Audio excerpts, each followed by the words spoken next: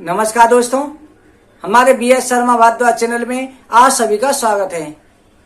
दोस्तों, आज 9वें दिन की कथा में, हरवंश पुराण की कथा में हम सुना रहे हैं कि ब्रह्मा जी के द्वारा भगवान श्री नारायण के अंश से उत्पन्न ब्रह्मा जी द्वारा किस प्रकार से सृष्टि की रचना हुई। दोस्तों, उस कथा को जानने से पहले हमारा आपसे अनुरोध है कि अगर अभी तक हमारे चैनल को सब्सक्राइब नहीं किया है, चैनल को सब्सक्राइब करें, बगल में घंटी का बटन दबाएं, जिससे हमारी सभी वीडियो आप तक पहुंच सकें। दोस्तों, भगवान श्री नारायण जो हैं, शेषनाग की शैया पर जल के अंदर शयन कर रहे थे।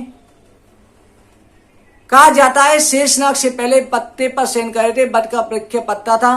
बट से पत्र से पुटे शयानम बाल मुकुंदम मंत्रा स्मरामि। भगवान को बाल मुकुंद कहा जाता है। शयन करते हुए भगवान श्री नारायण की नाभि से कमल निकला। कमल से ब्रह्मा जी हुए। ब्रह्मा जी ने इस पृथ्वी की रचना करी और सृष्टि की रचना करी। ब्रह्मा जी ने अपने मन से नारद आदि 10 पुत्रों को जन्म दिया, जो मानस पुत्र कहलाए। फिर ब्रह्मा जी ने जो संसार की सृष्टि के लिए सनक, सनंदन, सनातन, संत कुमार 4 पुत्रों को उत्पन्न किया। उनसे कहा कि तुम सृष्टि रचो। उन चारों ने जो है, ब्रह्मा जी का पिताजी सृष्टि रचने से पहले हम वरदान ये चाहते हैं कि हम हमेशा 5 वर्ष के बने रहें। ब्रह्मा जी समझ गए कि इन्होंने मेरे साथ छल किया है। ब्रह्मा जी को क्रोध आया। उसी समय उनके भौं के मध्य से एक रुद्र नामक तेजस्वी देवता की उत्पत्ति हुई। वह बालक जो रोने लगा, ब्रह्मा जी ने कहा रुद्र रो मत। उसका नाम रुद्र पड़ गया। वो 11 रूपों में विभाजन हो गया। उसने कहा पिताजी मेरे लिए क्या आज्ञा है। ब्रह्मा जी ने कहा तुम सृष्टि रचो। उस 11 रुद्रों ने जो है भूत प्रेत पिशाचों की सृष्टि रचनी शुरू कर दी, जिससे पूरा संसार व्याप्त हो गया, अजन्मा थे। ब्रह्मा जी ने कहा ऐसी संतानों की सृष्टि ना करो, इससे संसार भयभीत हो जाएगा। उसने कहा पिताजी मेरे द्वारा तो ऐसी सृष्टि होगी जो अजर अमर होगी, क्योंकि मैं सदा शिव का अवतार हूं। ब्रह्मा जी ने कहा अभी तुम तपस्या करो। भगवान श्री हरि विष्णु की तपस्या करने के लिए 11 रुद्र चले गए। फिर ब्रह्मा जी ने जो है अपने शरीर का त्याग कर दिया। उससे मनु और शत्रुपा उत्पन्न हुए। दाएं तरफ से मनु, बाएं तरफ से शत्रुपा, जिनको ब्रह्मा जी ने जो है पति पत्नी के रूप में एक दूसरे को सौंप दिया। उनसे सृष्टि रची।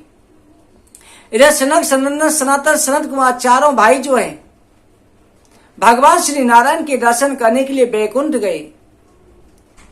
4 भाइयों ने जाकर के जैसे दरवाजे पर पहुंचे, दरवाजे पर पहुंच करके अंदर प्रवेश करना चाहा तो वहां जय विजय नाम के 2 द्वारपाल खड़े थे। उन्होंने रोक दिया कि तुम कहां जाते हो, हमारी आज्ञा के बिना तुम भगवान के दर्शन नहीं कर सकते। 4 भाइयों को क्रोध आ गया। 4 ब्राह्मणों ने क्रोध होके कहा अरे मूर्खो, तुम्हारे अंदर अहम है, तुम राक्षस स्वभाव धारण किए हुए भगवान के द्वारपाल रहने लायक नहीं हो। इसलिए हम श्राप देते हैं, तुम जो 3 जन्मों तक राक्षस योनि में चले जाओ और भगवान के हाथ से तुम्हारा उद्धार होगा। वो दोनों जय विजय सनत कुमार के चरणों में गिर पड़े। भगवान भी उसी समय कोलाहल सुनकर के आ गए। कहने लगे क्या कारण है। जब पता लगा, जय विजय ने बताया कि इन ब्राह्मणों ने हमको श्राप दे दिया है।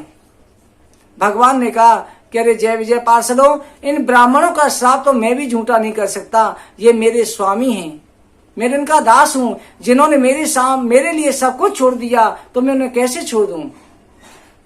तुम राक्षस योनि में जाओ, मैं अवश्य तुम्हारा उद्धार करूंगा।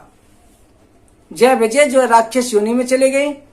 सनत कुमारों ने कहा प्रभु हमने आपके पार्षदों को श्राप दिया है, आप हमें दंड दें। भगवान ने कहा यह सब मेरी इच्छा से हुआ है। जय विजय ने दिति और कश्यप के द्वारा हिरण्यकश्यप और हरनाक के रूप में जन्म ग्रहण किया। हरनाक कश्यप बड़े बलवान थे। हरनाक ने बचपन से देवताओं पर उपद्रव मचाना शुरू किया। हरनाक इतना बलशाली था, पूरी पृथ्वी को लेकर के और पाताल लोक को चला गया। ब्रह्मा जी ने पृथ्वी को ना देखा, सभी देवताओं में आकार मच गया कि पृथ्वी के बिना सृष्टि कैसे होगी। ब्रह्मा जी ने भगवान नारायण का ध्यान किया। उसी समय पर भगवान नारायण ब्रह्मा जी की नासिका से एक 12 के बच्चे के रूप में प्रकट हुए। ब्रह्मा जी ने देखा छोटा सा 12 का बच्चा मेरी नासिका के द्वारा, छींक के द्वारा निकला है। थोड़ी देर में वो बड़ा होने लगा और वो पूरे ब्रह्मांड में व्याप्त हो गया। उसने 4 भुजा धारण कर ली। ब्रह्मा जी समझ गए ये साक्षात त्रिलोकीनाथ हैं। अनेक तरह से स्तुति करी।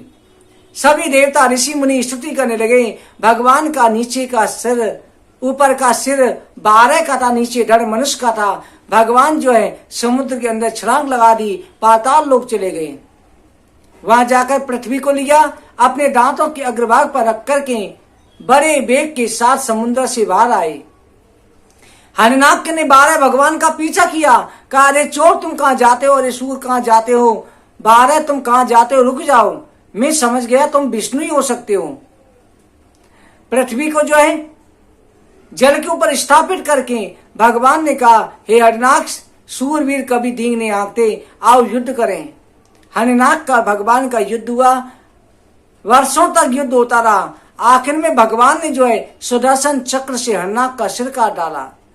वो सिर कट करके हरिनाक कश्यप के मेलों में गिरा। हरिनाक कश्यप ने जैसे ही देखा कि आकाश मंडल में देवताओं की जय जयकार हो रही है, सभी विष्णु की जय जयकार कर रहे हैं, नारायण की जय जयकार कर रहे हैं, इस विष्णु ने मेरे भाई का वध कर दिया है, आज से मेरा परम शत्रु होगा। हरिनाक कश्यप जो है बड़ा ही क्रोधित हुआ। हरिनाक कश्यप की पत्नी का नाम कयाधु था। हरिनाक कश्यप अपने गुरु शुक्राचार्य से आज्ञा लेकर के तपस्या करने के लिए वन में गया। वहां जाकर के तपस्या करने लगा, भयंकर तप करने लगा।